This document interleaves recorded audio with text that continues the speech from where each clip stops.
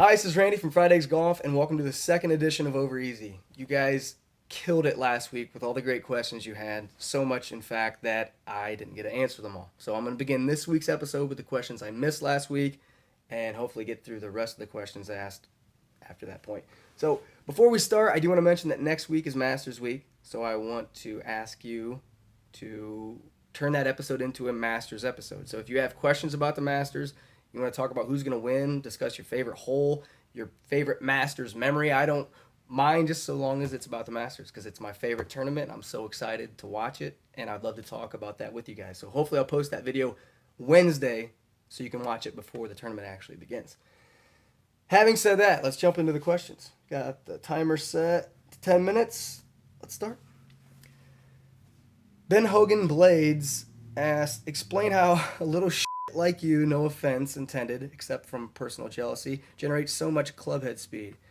I actually get this question a lot because I'm not a big person. I am 5'7", I weigh 138 pounds, and for someone my size, I do hit the ball quite a long way. But I think it would be better for me to make a video about this to show you. But in general, it's just about timing, and it's really flexibility and just making sure you hold on to that stored energy as long as you possibly can and release it at the right point. But I think I'll make a video response to that one as well. So it's a good question. Hura asked, as a fitter, do you think it's possible that a golfer might need different lie angles on different clubs? If you have the time, do you think you should do a lie test on more clubs than just a 6-iron, then go all out on one number? That's actually a fantastic question, and the answer is, if you have the resources, absolutely do it. Unfortunately, as a club fitter, most of the time we only have one fitting club with different lie angle heads with that. So if somebody's hitting a 6-iron at 2 degrees upright, it may not translate perfectly all the way down to the pitching wedge or up to their highest iron there. So if we had all those in our disposal, I would definitely do it that way. Unfortunately, we don't have the different lie angle heads. But after you get your set, if your set is forged or it's a bendable cast, you could do the test afterwards and then take it back to a club maker and have them bend or adjust them. But that's a very good point. Glad you asked that. Jason Semler, how often should you put a new ball into play, assuming the cover is still in good shape? Do golf balls have a lifespan, number of times they can be hit before they lose shape, compression, durability, etc.? You should change a golf ball when you feel defects in the cover. Typically, you're going to lose a golf ball long before it ever goes bad. So if they sit in a trunk or a garage for a couple years, they might start to, maybe lose their shape or durability, or just in general, most of the time people don't backstock golf balls for that long. They will lose them long before they go bad.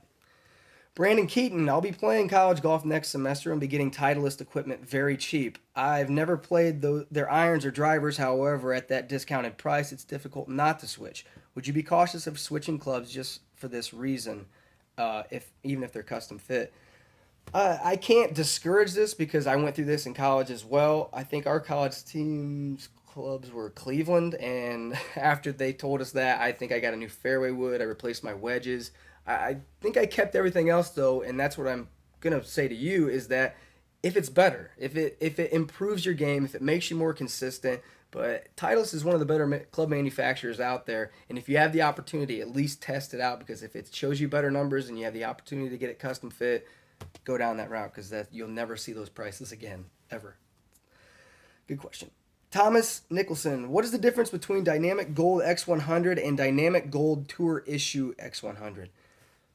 This is very simple. A Dynamic Gold X100 shaft at 130 grams, a Dynamic Gold Tour Issue shaft X100.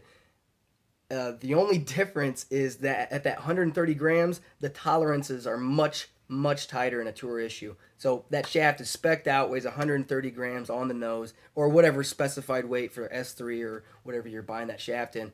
The Dynamic Gold X100, I think there's a tolerance of somewhere between 128 and 132. I'm not for sure on that, but I know that the Tour Issues specs are much tighter. Other than that, exactly the same shaft. Jonathan Carholios, I don't know if I got that right.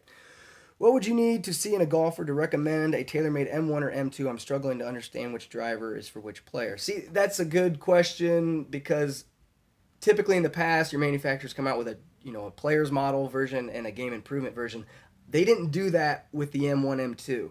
That driver really can be played by an assortment of different handicaps, high and low. You can put the same shaft in either one, and it's really about the adjustments. The M1, you're going to be able to fine tune a little bit more. The M2 is more of just the hosel adjustment there, and it's $100 less. So if you don't see a difference, probably go that route.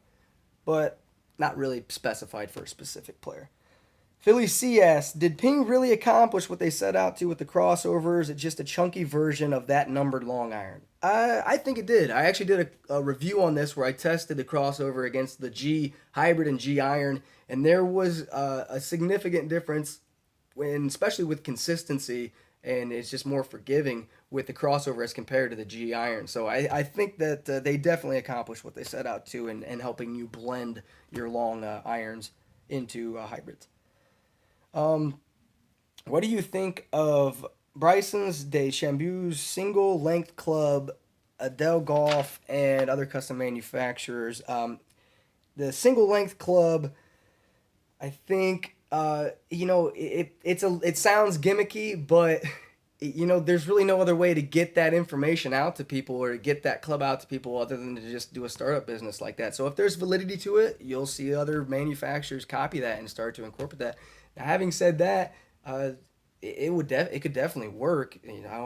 I'm a perfect example of that. Whereas a standard length 6-iron, I choke up, half an inch from a shortened half inch, so I choke up a full inch on it and still get the distances that you see, taller guys get with a full length club.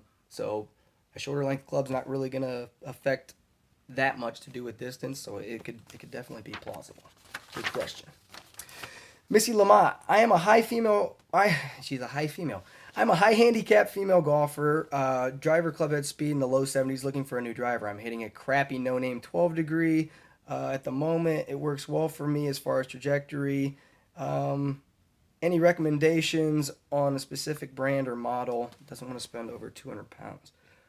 First off, I don't know exactly how much 200 pounds is. I should have did my math before I answered this question. But I think that moving from a no-name brand driver, really any name brand driver out there that you find is going to perform better. Typically no-name brand drivers, the ones that are starter drivers, they're not titanium, or at least not, they're titanium composite, so they're not completely titanium.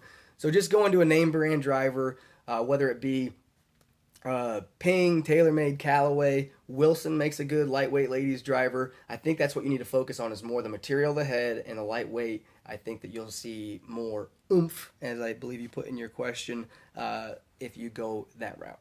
So, Tassan, do you think I'm being stupid for wanting to get some player's irons? Currently thinking about MP25s when playing off a 16 handicap. Currently playing antique Daiwa blades and getting into the game more and going to treat myself. Not going to buy new clubs every year and either want a set that will grow into.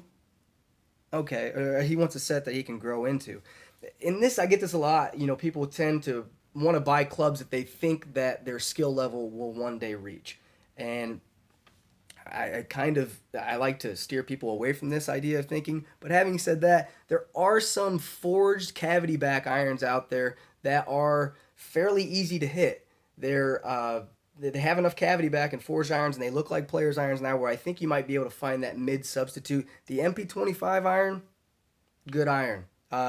I think you could probably get away with that with a 16 handicap. But once again, it depends on how you're a 16. Or is it because of your short game and you don't putt well, or is your ball striking not that good? So you have to really identify yourself before you really jump into a specific model. But always find the club that helps you play better. Don't go get a club that you think you can one day play good enough to hit. I think that made sense.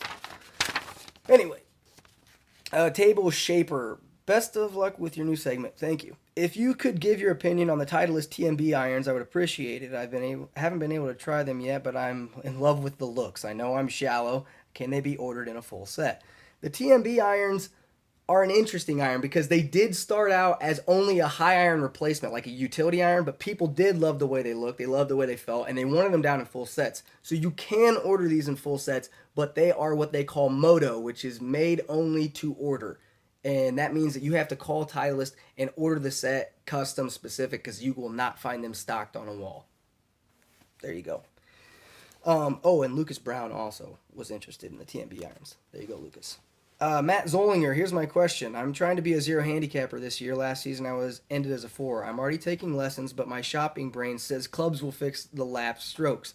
So should I buy a more forgiving club and try to improve accuracy or keep working on shot shape? Right now I play AP2 714s. Just thinking about getting some MPH5 Mizunos. Or non-forged. What I would do with this is, if you want to be a 0 handicapper, typically, and I hate giving this answer, but it's so true, is you just have to chip and putt. I mean, typically irons and getting fit, yeah, you can improve consistency, and sometimes that will help. But in all honesty, the lowering your score part of the game comes in 50 yards and into the green there. So that's a timer. So from 50 yards and in, that's where you want to primarily put most of your focus and concentration. Otherwise, you're just gonna be hitting more accurate drives, more accurate iron shots, and struggling to get up and down when you do miss the green. So that's my humble opinion.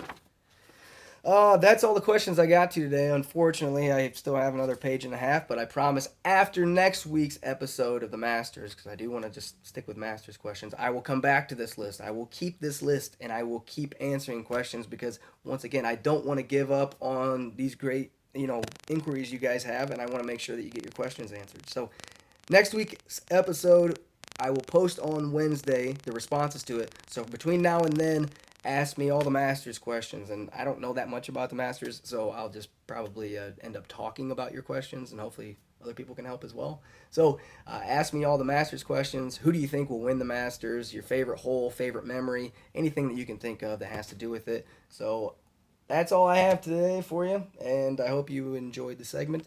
Please subscribe to the channel if you haven't already. Anything you want to put comment-wise, put it in the comment section below. So until next time, awkward salute. Have a good day.